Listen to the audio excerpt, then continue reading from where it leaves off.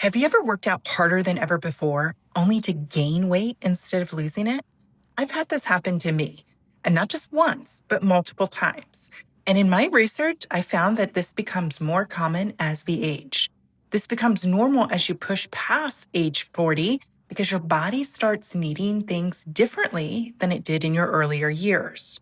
So if you've been putting in the effort, pushing yourself, working so hard, following a plan, and yet instead of progress, you end up feeling exhausted, gaining weight, and wondering if there's something wrong with you, this video is for you. First, let me validate where you're at because I've been there too, and I know how frustrating and agonizing it can be, especially when you're gaining weight and you're working out so hard. In most cases, I want to say that you're not broken because you can think that. I've thought that. I've said my body is broken. There's something wrong with me. But I've gotten different medical tests and I've struggled to find a reason to explain what's going on. Or if I do find something, I latch onto it and then I blame it and then I feel out of control. So I do want to give you that warning that one, I am not a medical professional. So please seek medical advice and getting lab results to help you understand your body better. But if your tests come back normal, or even if there's like something there, just work on not holding on to the idea that you're broken because thinking you're broken really hinders your ability to ever have any success. Do you see that? So just keep that in mind as you assess the direction you want to go. Because you're not imagining things. There is a reason your body isn't responding, but it doesn't mean that you're broken. So let's live with the idea that we just haven't figured it out yet. So instead, let's take on the approach that we haven't figured it out yet. That there's something our body can tell us, can reveal to us to allow us to lose the weight if we are willing to make the change. And I know because I've been there. So let me tell you a story about one of the times that I worked out really, really hard. A few years ago, I did the program 75 Hard. If you're not familiar, it's an intense challenge where you commit to work out every single day without fail, no exceptions for 75 days straight. But what you're doing is you have to do 2 45-minute workouts every single day. One of them must be outside no matter the weather. And you get to pick what those activities are. Well, I did this and I picked some intense activities because I really wanted to make sure that if I was going to put in this kind of time, attention, and effort, I was going to make sure I was going to lose weight. So I really pounded it out. And the first time I did 75 Hard, because I've done it more than once, I actually completed it successfully, all in every day for 75 days. And because I'm a competitive person, pushing myself to do those 75 days every single day without fail felt pretty fun to me.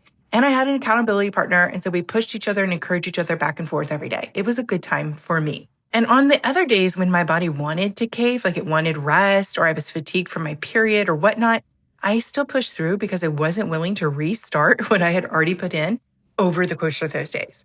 And yes, I did lose weight doing 75 Hard. But once I went back to my normal routine, I gained back the weight. Rather steadily, it kept coming back, even though I was like, oh, what do I do now? What do I do now? When I noticed the scale was going up again, because the weight loss was not sustainable without that intensity that I had been putting in during 75 Hard. And the intensity of that didn't work for my regular routine. So that became my first clue that going hard isn't sustainable for most people. So here's what I want you to know. If your workout routine doesn't fit into your daily life for the long haul, for sustainability, you're setting yourself up for some level of failure. And I didn't know it yet, but that start over cycle had nothing to do with how disciplined I was. Rather, it had everything to do with what I was thinking, my mindset, and the way that I was treating my body. So fast forward a couple years and I had been up in my weight again. And so I decided, okay, I need something to do. I said, I'll do 75 Hard again because all I really remembered was, yes, it was hard, but I lost the weight. That was all I was focused on. So I said, I've done it before. I can do it again. This is how I'll get back into shape. Except this time, my body was not having it. I was only a couple years older, but my body had already started to change and refused to respond to the intensity I was pushing it at. It didn't like the intense workouts that I was doing. It didn't like the calorie restriction. And so instead of losing weight, can you guess what happened? I gained weight. That's right. I pushed myself harder than normal. My results were going in the opposite direction. And not only that, I was miserable because every workout felt like a battle And then I was losing energy and I was having to take naps. So not only was I asking more of myself, doing these intense workouts, putting in the time, but then I was losing time because my body felt depleted. If you've ever had that experience, you know how demoralizing it can be. You start wondering, like, what's wrong with me? Why is this not working anymore? And here's where the science comes into this conversation. And this part can be really eye-opening. Research shows that for women over 40, prolonged high intensity workouts combined with low calorie intake can significantly increase your cortisol. And chronically high cortisol has been linked to muscle breakdown. That's not what we want. Stubborn fat storage, not what we want. And slower metabolism. All these things are in the opposite direction of being able to release weight. So you see, this comes back to proving that your body isn't broken.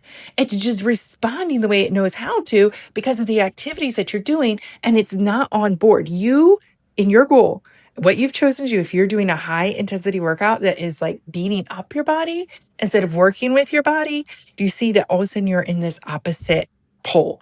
Like you are not in alignment towards your goal. In a 2014 study in the Journal of Endocrinology found that chronic stress and elevated cortisol levels can impair, that means stop, your weight loss and even promote fat gain, especially in the abdominal area.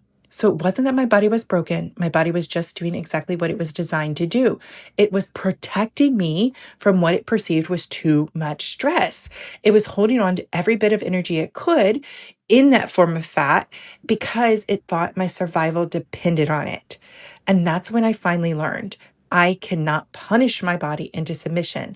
I need to learn to work with my body and support it. So I realized that if I wanted results that would last, I had to stop treating my body like the enemy I needed to conquer. It was not something I needed to defeat.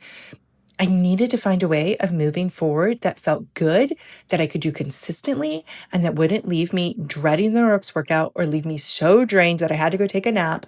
It was like I needed to find something. And that's when I discovered rebounding. The act of gentle bouncing on a mini trampoline is fun. It's smooth, it's gentle, it's kind, it's not punishment. I don't have to use it as a way to earn my food or to undo something I've eaten, but rather as a way to actually care for my body. And the difference is incredible. Like I said, it's fun. It is fun. And it's something you can look forward to doing every day. It wakes up your body. It cleanses your body by draining your lymphatic system. It opens up your energy instead of taking so much from you. It's gentle on your joints. So if you are carrying extra weight, this is a great workout to do without hurting your body anymore. And this is why it's been so easy for me to integrate this into my daily life without injury, without burnout, and without feeling sore. So for me, rebounding has become my movement of choice, not because it's magic, but because it's something I can stick with. The consistency is what matters. And that's what you need if you actually want your body to change over time. You need something that you can stick with. The biggest shift wasn't physical. It was all mental, friend. Because I had to stop believing that the only way to lose weight was to grind myself into the ground. I had to stop telling myself that my body needed to be fixed because it was broken. I needed to stop believing that there was something wrong with me. Do you see that? And if you're holding on to thoughts like that, that is preventing you from achieving your goal as well. You must begin by changing the way that you think about yourself first. Then you can open yourself up to what could be the possibility that you could do on the rebounder, the possibility you can do with any kind of diet or meal plan you're doing, whatever it is that you choose to do. But first, you have to believe that your body wants to work with you and you are willing to cooperate with your body rather than beating it up, working out really hard, or thinking it's broken. And friend, that's why I've created the Gentle Reset. This is my process to help women like you break out of that cycle of fear and overwhelm, feeling like everything is wrong and your body is broken, and instead learn how to work with your body instead of against it. So if you're stuck and you're unable to lose weight, and it's not for lack of motivation, it's not for lack of trying, but it's because you are holding on to some negative thoughts about yourself, this could be your path forward. Clean up your thoughts and the way you feel about yourself, and then witness what can happen.